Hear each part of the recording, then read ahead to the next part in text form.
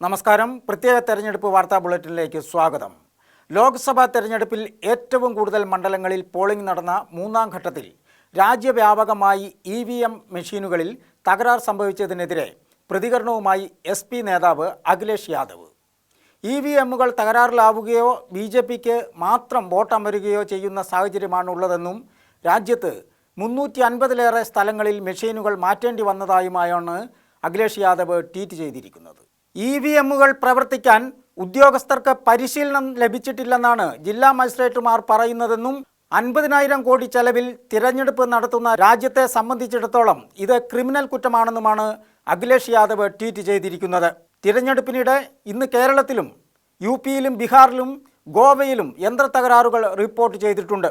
കേരളത്തിൽ തിരുവനന്തപുരത്തും ആലപ്പുഴയിലും പത്തനംതിട്ടയിലുമാണ് യന്ത്രത്തകരാർ സംഭവിച്ചതായി ആരോപണം ഉയർന്നിട്ടുള്ളത്. തിരുവനന്തപുരം കോവളത്ത് തകരാർ കണ്ടെത്തിയ മെഷീൻ മാറ്റിയതിനു ശേഷമാണ് വോട്ടെടുപ്പുകൾ തുടർന്നത്. കോൺഗ്രസിന് വോട്ട് രേഖപ്പെടുത്തിയപ്പോൾ BJPക്ക് പോയെന്നായിരുന്നു UDF ആരോപണം. ചേർത്തലയിൽ മോക്ക് പോളിനിടെ വോട്ട് വീഴുന്നത് മുഴുവൻ BJPക്കാണെന്ന് LDF പ്രവർത്തകരും ആരോപണം ഉന്നയിച്ചു. ഇതിനിടെ കോഴിക്കോട് കൊയിലാണ്ടിക്ക് സമീപം പുളിയഞ്ചേരി UP സ്കൂളിൽ 79-ാം നമ്പർ ബൂത്തിലെ വോട്ടിംഗ് യന്ത്രത്തിൻ്റെ തകരാർ മൂലം പോളിംഗ് തടസ്സപ്പെട്ട സാഹചര്യത്തിൽ വോട്ടെടുപ്പ് രാത്രി 11 വരെ നീട്ടാൻ കലക്ടർ നിർദ്ദേശം നൽകി. മോക്ക് പോളിംഗിനിടെ യന്ത്രം തകരാറിലായപ്പോൾ പുതിയ യന്ത്രം കൊണ്ടുവന്ന് ഇവിടെ തിരഞ്ഞെടുപ്പ് നടപടികൾ തുടങ്ങി. 1 മണിക്കൂർ കഴിഞ്ഞപ്പോൾ വോട്ടിംഗ് യന്ത്രം വീണ്ടും തകരാറിലാവുകയായിരുന്നു. മറ്റൊരു യന്ത്രം കൊണ്ടുവന്നെങ്കിലും പോളിംഗ് വീണ്ടും ആരംഭിച്ചത് ഉച്ചയ്ക്ക് 1-ഓടെയാണ്. തുടർന്നാണ് നടപടി.